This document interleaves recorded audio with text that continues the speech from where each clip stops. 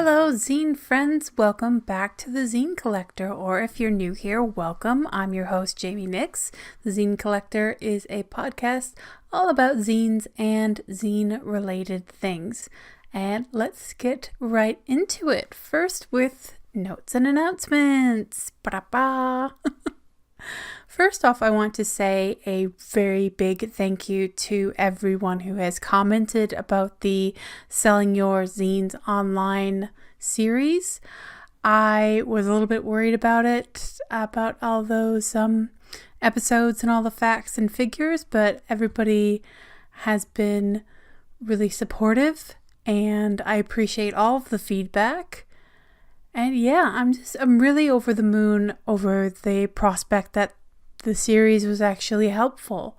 And speaking of the series, it will be back. I'm not stopping just at marketplaces, but to be honest, I'm doing this episode because I would like more time for researching the next bunch or batch of episodes, if you will, the next section. And basically, I wanted to take some time to have a bit more of a relaxed episode. Take a breather from all of the facts, figures, numbers, that sort of things. And also to, I guess, stop and smell the roses. To put it in an interesting way. Maybe not so interesting, but yes, to stop, acknowledge, breathe, enjoy the sunshine, that sort of thing. But before I get into explaining what I'm on about, let's take a look at some zine events that are happening around the world. So first up, on September 9th, we have in Oakland, California, the Bay Area Queer Zine Fest. On September 15th in Long Beach, California, we have the Long Beach Zine Fest. On September 15th as well, in Minneapolis, Minnesota, we have the Twin Cities Zine Fest. On September 22nd, in Lincoln, in the UK, we have the Lincoln Zine Fest. And on September 29th and 30th, in Atlanta, Georgia, we have the Atlanta Zine Fest. Ooh, love a whole weekend dedicated to zines. And on that note, not that I have the note with me, but now that it's occurring to me, and I think it's still happening, Sticky Institute, they run Festival of the Photocopier, and this year's Festival of the Photocopier in February was huge. They were packed out, basically, and they've always offered free tables. It's first come, first serve, that sort of thing, but it's grown in popularity over the years.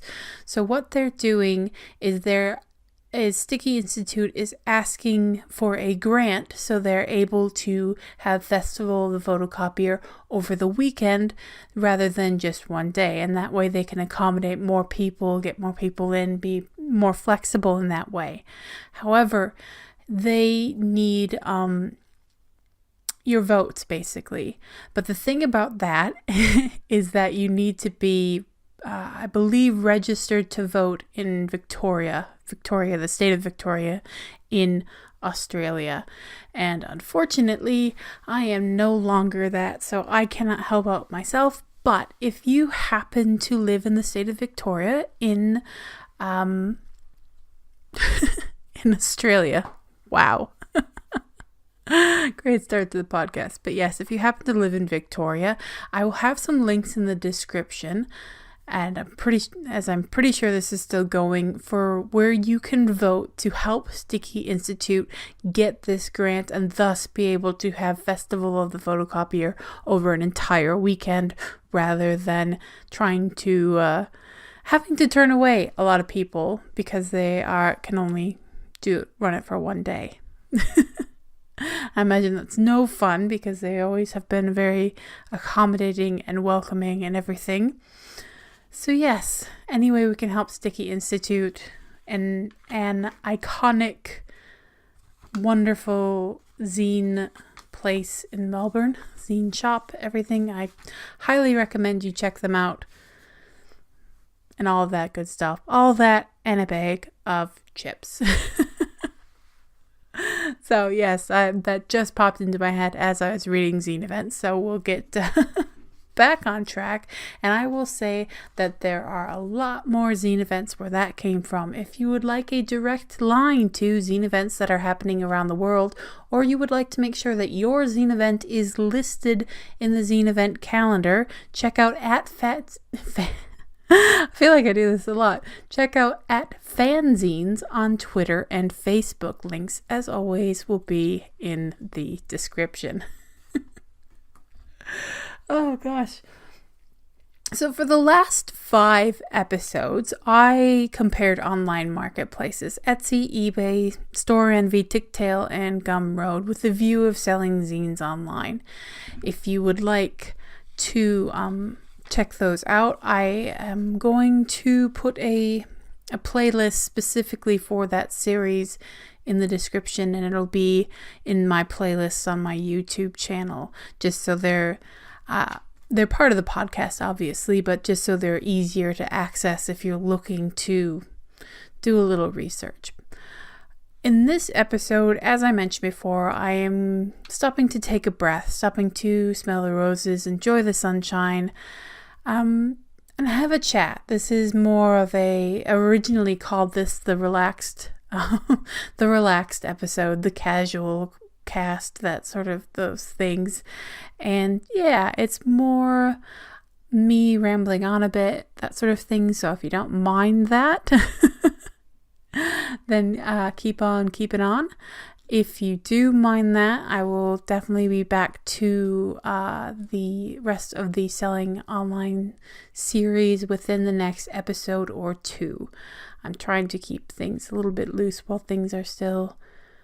I say still as if it's going to stop, but let's be honest. While things are complicated, as they always are. That's life for you, isn't it? That is life for you. So the reason that I wanted to do a more relaxed episode is, yes, I needed more time for research in regards to the Selling Online series, but also on August 10th, so earlier this month, I posted my 300th zine review. Wow. Goodness.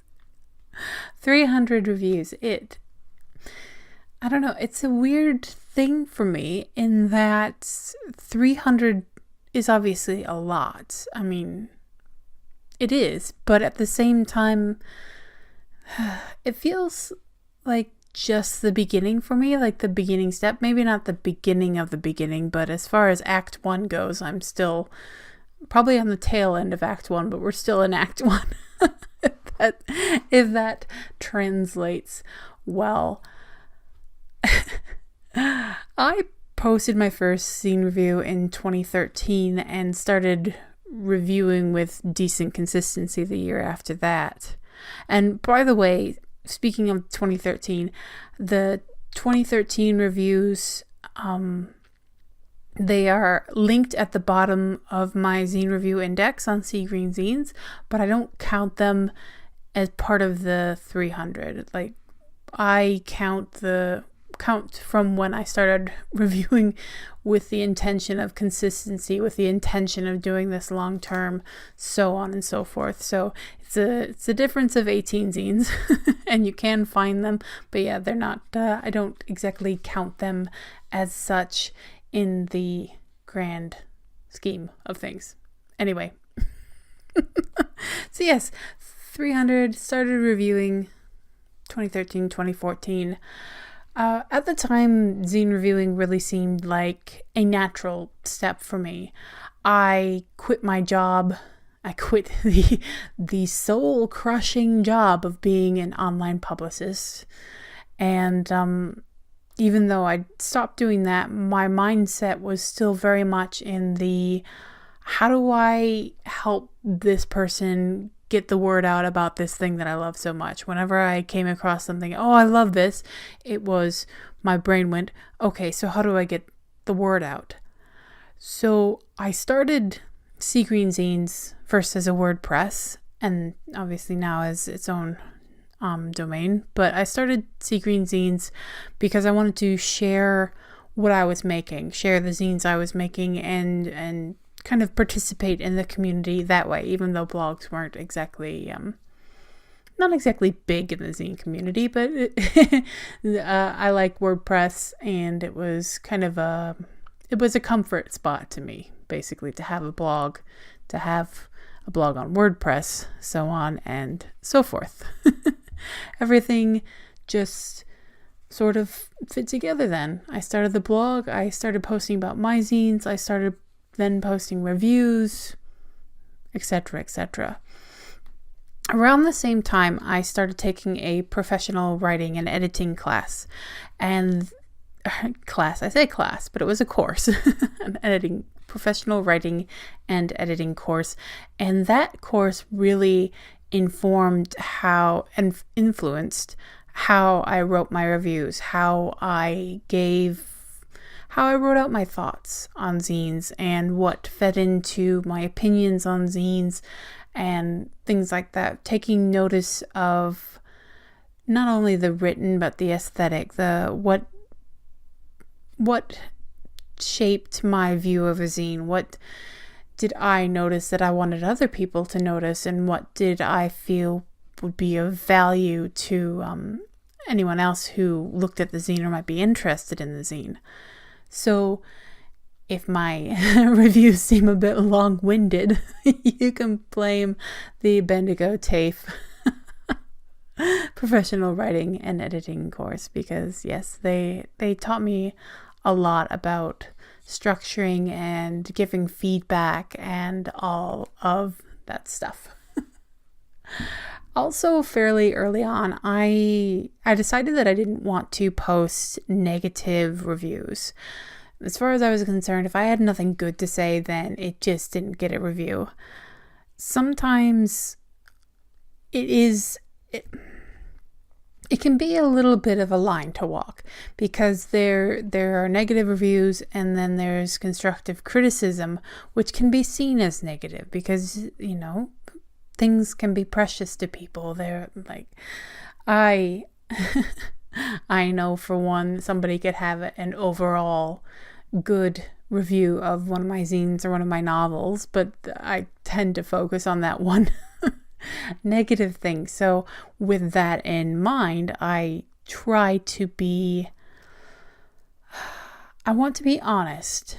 And so sometimes I am bugged by, say, something is cut off by the margins or whatnot. But if I still love the zine, then I want to let people know that there are some things that are cut off by the copy machine, because mind your margins.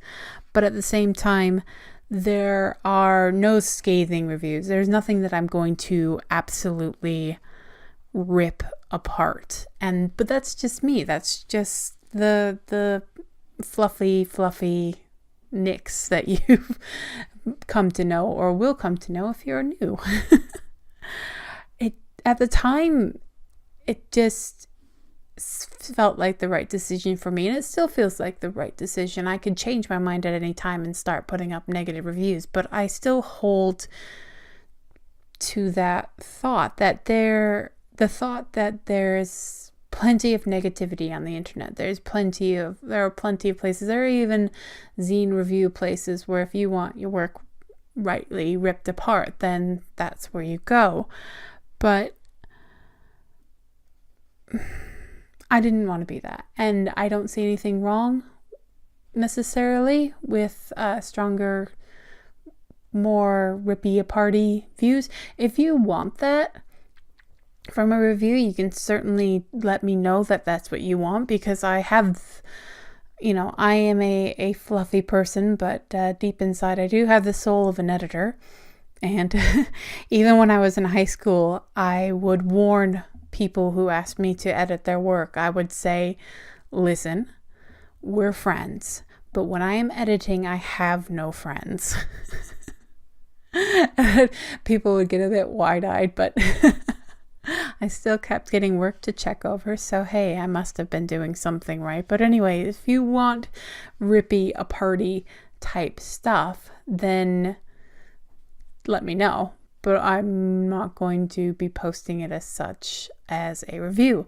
And that's a side ramble. I have my notes in my hand here, and that is a side ramble that I didn't write, but there we go anyway. I think I said it was going to be a little bit of a rambly episode, so here we are. Back to reviews. So over the years, I have worked on consistency with reviewing. It took me quite a while to be able to review consistently just once a week, but once I had one a week down for the most part, I went on to 2 a week, and that's worked out really well over the past I want to say 2 years, maybe a bit longer, maybe a bit shorter. I don't know exactly when I made the switch over. I would like to review more zines per week, just because more coming in, and I cannot thank everybody enough for that. I don't even know the word for it right off the top of my head, but my heart is filled with joy and gratitude and pleasant surprise for all the zines that are coming in. So I want to be able to review zines in a reasonable time frame, but I do need to figure out how to juggle everything else between the podcast and Happy Mail Mondays and blogging and editing and everything else. And I'm not complaining. Please don't take it that way. I'm not complaining whatsoever. So 3 reviews a week are on my mind, just not on the plate as of yet. So, oh, goodness me. By and large, I still struggle with the idea that my thoughts and opinions are actually worthwhile, that they have value to other people. But I am getting there. My negative self-voice can't convince me so easily anymore that my opinions and thoughts don't have value when people are sending in their zines. For quite a while, I relied on trades and purchases solely for having zines to review. But as I mentioned, slowly that has built up. Slowly, people have started sending me zines just for review with no expectation of trade, though I do try to send something back to everybody who sends something in. Doesn't always work out that way, but I try. But yeah, believe me when I say that really no one was more surprised than me when people started sending zines for review. I began posting pictures of the mail that came in, trades, purchases, everything, and as well as taking better quality pictures of zine review or zine covers to go along with the zine reviews. And earlier this year, I started the Happy Mail Monday videos, and it's really just built up from there. So while I have hit the 300th zine review mark, that's why I feel like it's very much a beginning, like that I'm now just gaining traction, just getting into motion, not a routine as of yet, despite my best efforts. But yeah, I feel like I'm finally finding my groove, and I'm really looking forward to what's coming next, what can come next, now that I feel like the house move really contributed to a lot of this, because being in a quieter neighborhood, and I really can't tell you how much feeling safe has influenced how much I'm able to do, my energy levels, everything. Feeling safe and soon to be feeling safer as we save up and get things like the fence and whatnot. But yeah, anyway, so why am I telling you all this? I'm rambling on. I've given you a bit of my zine/reviewing history. So why? Well, when the 300th review came around, I posted on Instagram, I posted on Instagram asking people, if I did a 300th review podcast of sorts, what would you like to know? What would you like me to talk about? Craig of 5 o'clock zine reviews, 5 o'clock reviews is the actual Instagram handle, wanted to hear about, what led up to 300 reviews, I'm not sure if that's what you had in mind, Craig, when you suggested that, but I hope I've covered things well enough. That's my zine review sort of story, ramble thing. I do have 2 more questions with what should be shorter answers, that's for sure. So if you'd like to know about the first zine I ever read, about the zine I'm proudest to have made, what's coming up next for Sea Green Zines, and as well as a new Sharing is Caring, then let's keep on keeping on. The next 2 questions I have to answer in this episode are both from Yeston, and I believe I'm saying that right. The note with, it's not spelled that way, it's spelled differently to how it's pronounced, but I think I have it right, and my apologies if I don't. The note is all the way away from me at the moment, and I would like to keep rambling on, so I will hope that I got it right. So, moving on. The first zine I ever read is the zine that I have in my hands right now, and that is the Nutella Cookbook by Anna Williams formerly at least, of Wisconsin. Yes, this is the first zine I ever read, and actually the first zine I ever bought. And I say it's the first zine I ever read, but it's that's excluding all of the things that were zines but I didn't know were zines, that sort of thing, my friends and I kind of made things here and there through school. But yeah, this is this is post-discovery of the word zine. And yeah, small note, I had never actually heard of Nutella until I moved to Australia in 2006. So yeah, the whole Nutella thing, it's a bit nostalgic for me, because when I moved to Australia and discovered that they had this stuff called Nutella, and it was really, really gorgeous, and who cares if it's 50% sugar? And I love baking. I'm very into baking, so that was another big determiner for me getting this zine. So yeah, it had all the things, and I felt like it was a safe first zine. Oh, I forgot that it has recipes, but it also has, what is Nutella. Marta says, I think I ate my first jar of Nutella within a 24-hour period. So yes, I love baking. I love Nutella. I was nostalgic because of discovering Nutella after I moved to Australia, and I ended up adapting some of the recipes. My somewhat famous bickies called Peanatellas are an adapted recipe from this zine. And I don't know if you can still get it anywhere, but I will try to find it, and if I do find it, the link will be in the description. So there we go. The Nutella Cookbook, conceived and written by Anna Williams, also of Saucerville, Saucerville is a name, not actually a town name.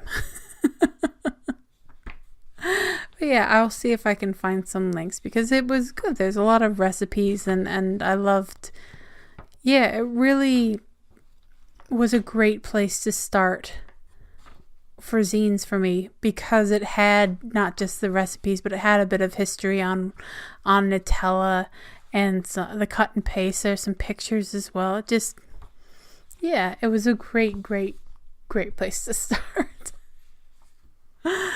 See, I told you it'd be a shorter answer. Goodness.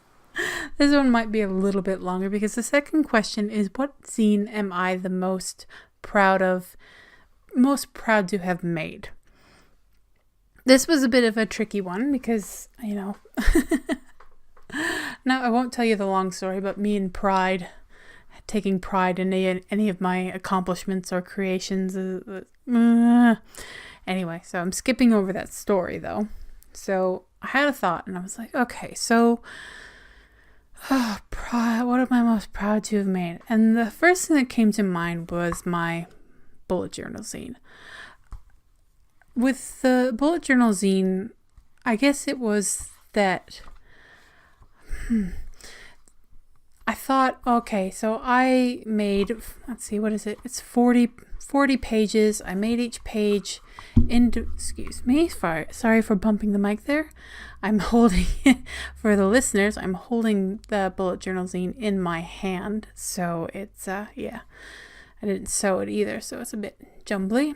Anyway, so it's full color. It's on nice paper. I made all of the 40 pages individually.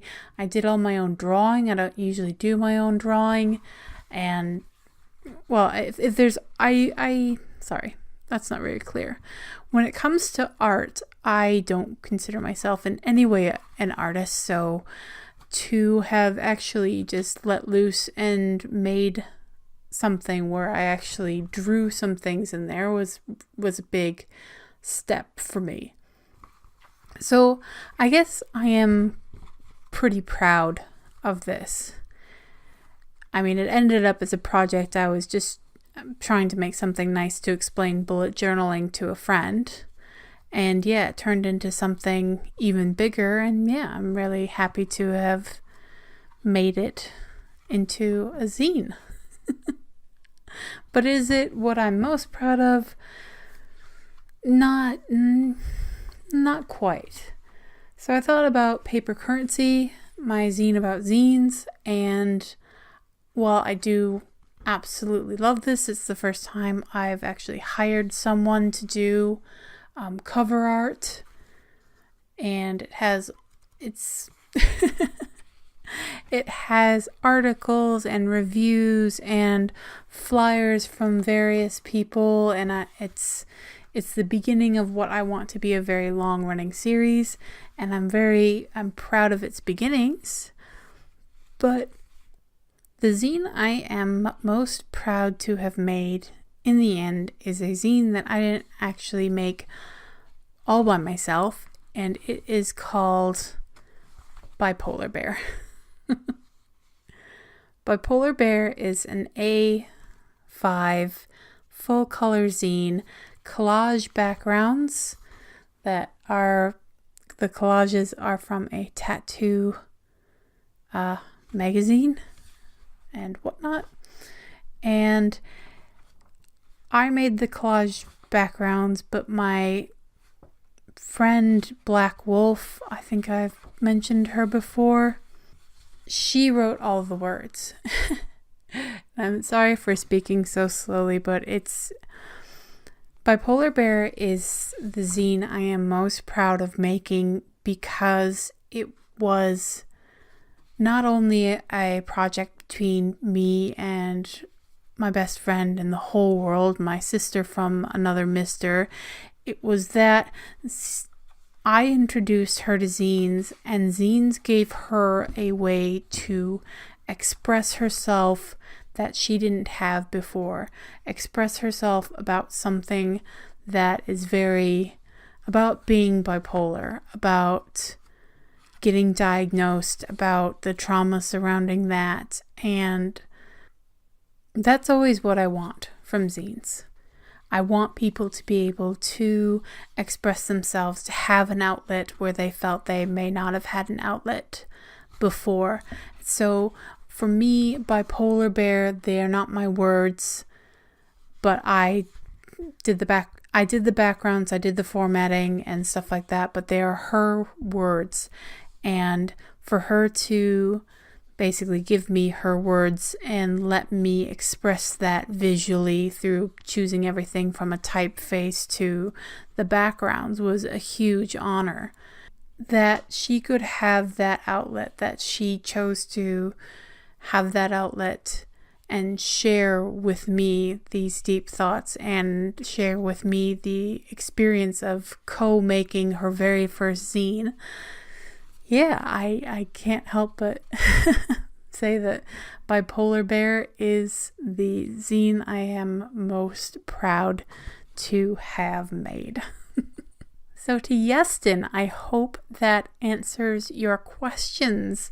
It was fun to, even though I got a bit tumbled up in my thoughts, it was fun to think back on the very first zine I ever read, and it was interesting to actually think about and really take account of the zines I've made and what actually makes me proud about what I've made and how far I've come, that sort of thing. So thank you very much for those questions, and thank you, Craig, for your suggestion as well about the the ramble through the past of my zine reviewing.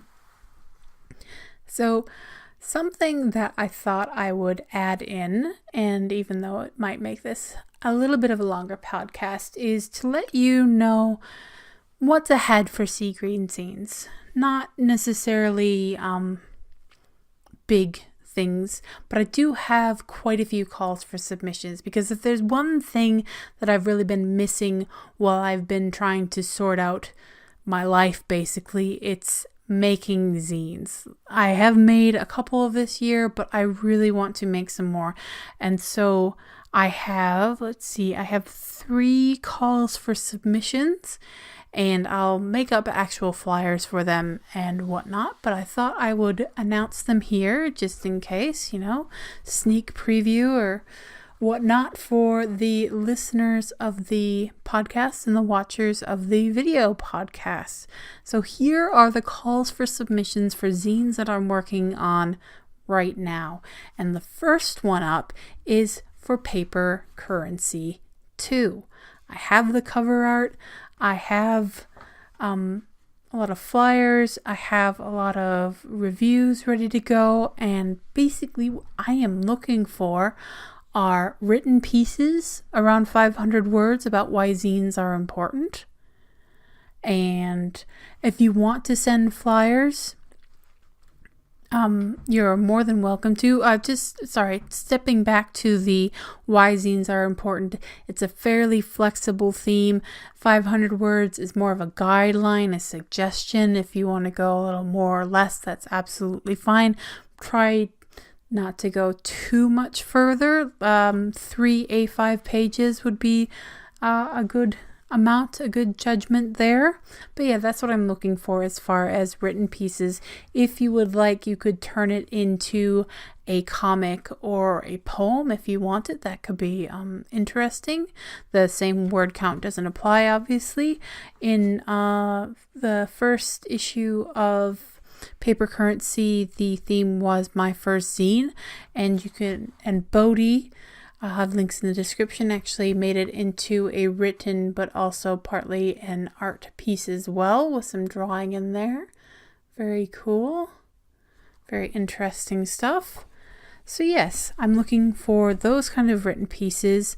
Flyers can be A5, A6, that sort of thing. They can be a little bit smaller too. They could be A7 if you'd like. Just I'll try to get more A7 as well. I prefer black and white because color ink is expensive, and I prefer flyers that go easy on the ink. because these are already big zines. Let's see, the first issue was 36 pages, and the next issue is definitely going to be longer than that. So yes, if you have flyers, if you want examples, you can always email me and I can send you some example flyers. Or if you are listening, you can hop over to, hop over to YouTube and check out the video for this podcast, because I'm currently showing the flyers that are in Paper Currency #1. In addition to that, Paper Currency has an up for trades section. Basically, you can list your name, your address, or other point of contact, likes, dislikes, and other zine trades that other trade items that are not necessarily zines. And I want this to be a sort of classifieds, if you will, so people can get in contact with each other easily and in a way that's not necessarily online. So that's the Paper Currency 2 call out. I will be making flyers just in case all my rambling doesn't quite make sense or whatnot. Next up, I am looking for submissions to Umbrella #2. Umbrella is an A5 zine, black and white, about polycystic ovarian syndrome. Now, it's called Umbrella because polycystic ovarian syndrome is an umbrella diagnosis for a lot of different things that can go wrong. But the first issue of Umbrella had stories. It has stories, it has comics. It's still available if you want to check it out. I was actually really surprised, pleasantly surprised that quite a few comics came in for Umbrella, the first one. But there's lots of stories to be read, and everything, and so you don't feel so alone. I even have my own PCOS story in there as well. So yes, if you have polycystic ovarian syndrome or polycystic ovaries, if you've been recently diagnosed or been diagnosed for a long time, want to have a rant, a rave, write a poem, make a picture, make some art, etc., for Umbrella, please let me know. I am looking for submissions for that. And finally, I am working on a zine that I actually joked about making this zine last year, and now it's really hit. It's a reality. I want this to happen, and that is Workaholic, the Workaholic zine. And this zine is going to examine all kinds of facets around working. The mindset that you have to produce things to have your existence justified. If you're not making something, then you're not worthy. Working ourselves sick. Why leaving the house to go to work is still such a facet to some people of work being valid work. The whole working from home thing not being valid to some people. Jobs that aren't viewed as real jobs, or jobs that are viewed as lesser or not worthy, or, oh, you're only working to doing this until you can get a real job somewhere else, that sort of thing. Like in retail and fast food, a lot of times they get a lot of abuse for in the realm of not having a real job. The list goes on and on and on. So I'm really excited about this. I'm really excited to see where people take it. There are so many ways to look at work and being a workaholic or stress addicted or all kinds of facets. So like I said, I'm really excited. I'm looking for written pieces, art, poetry, comics, preferably black and white. I would love to make this in color, but I don't know if the ink money will be there. Basically, this will be an A5 zine. So yeah, if you want to get involved, that sort of thing, I'm looking. It's very, very wide open right now. I'm in the beginnings of things. the beginning of things. So yes, whatever interpretations, for Workaholic, for Umbrella 2, for Paper Currency 2. If you have any questions or anything, please feel free to get in contact. I'm at seagreenzines@gmail.com. SEA greenzines at gmail.com. Deadlines right now are open. They'll be as they fill up, but when I make the flyers, I will have firm deadlines. I'm thinking September 30th at the moment, but we'll see how things go because yeah, it's sort of the last week of August. So we'll see how everything goes with that. But yes, the 3 zines I'm very, very excited about, very excited to work on. And generally, I'm very excited to get not back into zine making because I wasn't necessarily out of zine making as such. But yes, I'm very excited to have so many calls out. But yeah, be putting together a lot of topics that I'm very interested in getting people's opinions on, that sort of thing. So there we go. That's what's coming up for Sea Green Zines. Now I'm going to have a little sharing is caring, not a oh gosh, tongue-tied. So yes, that's what's happening with Sea Green Zines. Now it's time for Sharing is Caring, a little non-sponsored segment about zine spaces, places, and other things that I am loving in the Zineverse. And this episode, I wanted to give a little shout out to a podcast I have been enjoying called DIY or Die with Amber and Shelly. Amber is Blue, and I'm not sure if Shelly has any handles as such, not off the top of my head at the moment, but in DIY or Die, they chat about DIY, they chat about zines and art, and about mental health as well.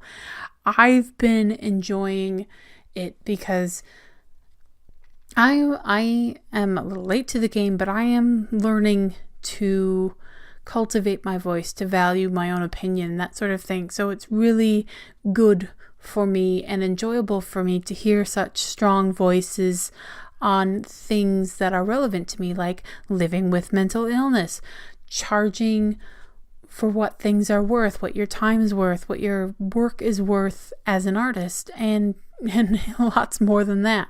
The dynamic between Amber and Shelly is really enjoyable and fun, and in episode 4 they did an interview as well, which was also fun. I think DIY or Die is a podcast worth checking out, so please do so. I listen on my favorite podcast app, which is Pocket Cast, but I'm sure it is available in other places as well. Oh, goodness me. That is it for today's Zine Friends. I think it should be. This for a relaxed kind of chatty podcast. This has ended up being longer than I thought it would be. Even after the editing, it's going to be longer than I thought it would be, but here we are anyway. I hope you enjoyed the chat, enjoyed the slightly more relaxed nature of this episode. I'm not sure exactly how much more relaxed it came across, but I enjoyed it. So yes, thank you. I hope you did too. Thank you so much. So much for joining me. I appreciate it as always. I appreciate everyone who watches, everyone who listens, everyone who subscribes, and everyone who contributed questions or ideas to today's podcast. Yeah, I can't thank you enough. Remember that everything I say is just my opinion. There are no gatekeepers in the Zineverse, nor should there be. Links to everything I've talked about will be in the description, and be sure to stop by seagreenzines.com, where I review zines every Thursday and Friday. And now for a little bit of the admin stuff. The music for this podcast, Spanish Summer by Audionautics, is licensed under a Creative Commons Attribution license. This is the Zine Collector. I am your host, Jaime Nyx. I am wishing you all the best for the week to come, the month to come, the year to come. I'm wishing you all the best in all the things. So until next time, go make some zines, have some fun, and make some more zines. Bye-bye. Mwah.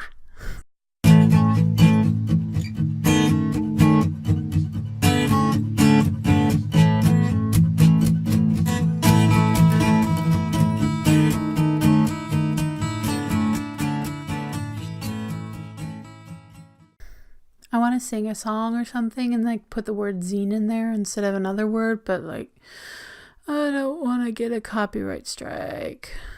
I don't want it. So no songs. Not that anybody should ever be forced to listen to me singing. That is faux show.